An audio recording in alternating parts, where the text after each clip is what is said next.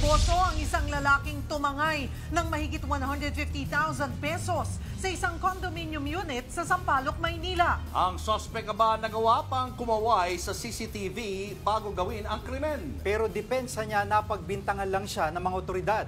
Nasa frontline balitang yan si Nina Ungpauco.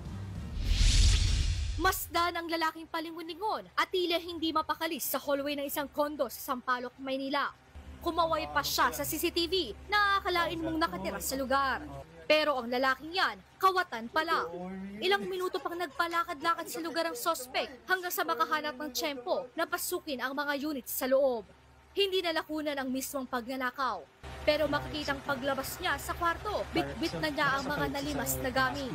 Hanggang sa tuluyan ng tumakas. Nung pinasok niya itong apartment na ito habang nasa trabaho itong ating biktima. At pag uwi niya nga, nakita niya nga na wala na yung mga gamit niya. Sa backtracking ng mga otoridad, nakilala at natunto ng sospek. Na-recover din ang ninakaw niyang laptop, cellphone, smartwatch at iba pang mga mahalagang bagay na aabot sa mahigit 150,000 pesos ang halaga.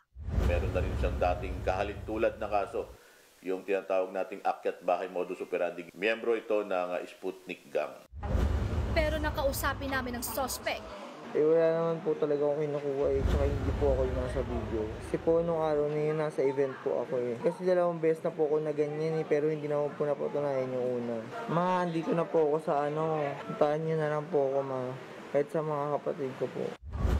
Nasa kustodiya na ng Manila Police District Sampaloc Police Station ng sospek at nahaharap sa kaukulang reklamo. Nagbabalita mula sa frontline, Nina Ongpauco, News 5. Mga kapatid, Jiggy Manikad po, iba na ang may alam at may pakialam sa panahon ngayon. Para sa konkreto, kumpleto at komprehensibong balitaan sa Frontline, mag-follow at mag-subscribe sa social media pages ng News 5.